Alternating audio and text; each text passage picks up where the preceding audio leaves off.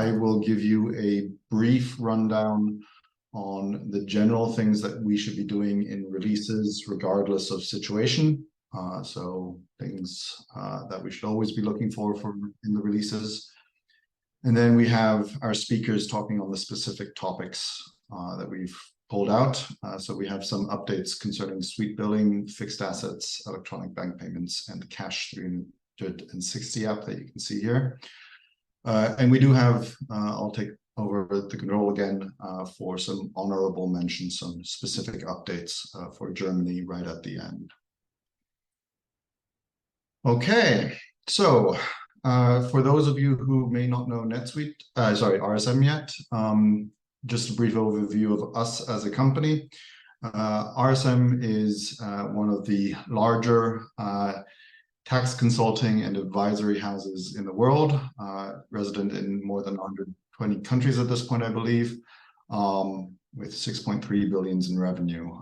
The primary functions that we undertake tends to be in the audit and tax. Of course, you are currently talking to some of the consulting side of the business. So we'll also see a little map of where we have our NetSuite spaces. You'll see that we cover essentially all of Europe and North America, and have a couple of residences around the world. In fact, this map is actually slightly out of date because we now also have some residences in Australia, for example, so some additionals coming in. Okay, as far as our user group goes, we do try and we need to increase our efforts, of course, to make sure that we have some good newsletters going out. These webinars are part of our attempts to do this, and we will continue to try and grow our user group as we go along. If you do want any information on that, feel free to contact me. As I indicated, my contact details will be up on the screen at the end of this presentation. Okay, a couple of notes on NetSuite releases and release process. As hopefully most of you know, the release comes every half year. We're currently in the second cycle of the year, so the 23.2 release. Important things to do. Know your upgrade date. So NetSuite assigns an upgrade date. Please make sure you know what it is. You should find it in the release portlet when you log into NetSuite. If you do need to change it, talk to your administrators, and or as administrators, make sure that you change your date to an appropriate date where it will not impact any business.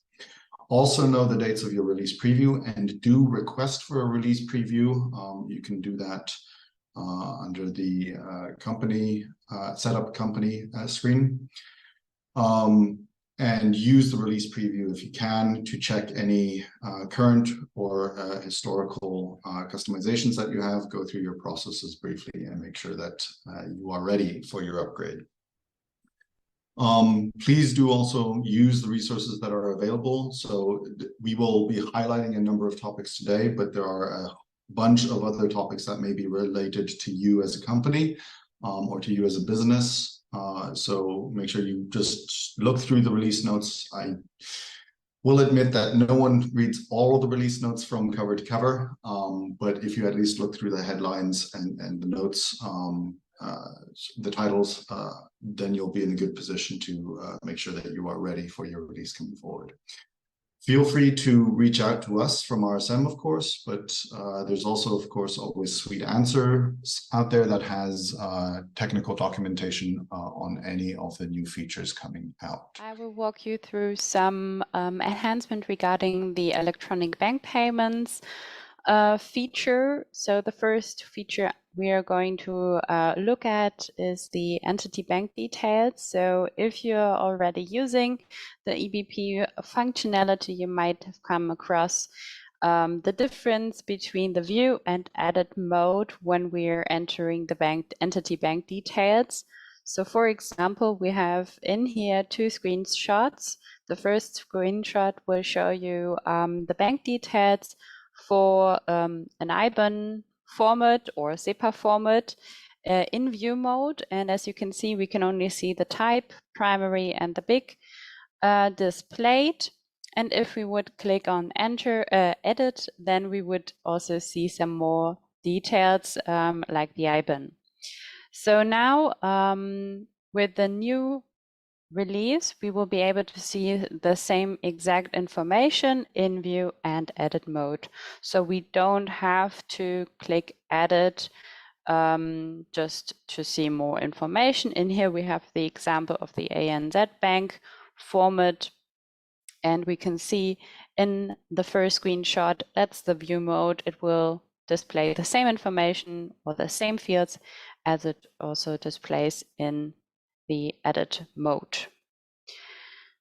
On the next slide, we are coming to another enhancement regarding customer refunds, which are now available, or the process of issuing customer refunds is enhanced with the secondary bank. So prior to the new release, we were only able to select the primary bank account when we would like to process the customer refunds. In the new release, we can also select secondary bank accounts. So in the screenshots in here, we can see if we are initiating a customer refund record in NetSuite and go down below to the EFT sub-tab, we are able to select all bank accounts in the drop-down list. So every bank account will appear no matter if it's a primary or a secondary bank. As you can see on the right side, we have all banks listed in that drop-down list. So to summarize all the enhancements, so today the entity bank details show different fields in edit and view mode that can be difficult for the users, and we can also only use primary banks on customer refunds. So the new enhancement will bring more visibility on that entity bank details in view mode. So we don't need to press edit, and we can still see all the details. And since we can use also the secondary banks for customer refunds, we have more flexibility when it comes to the global payment process. What are the prerequisites? So we only foresee that you need the new release update, and we don't foresee any kind of limitations. Do you have any questions? I can see a question.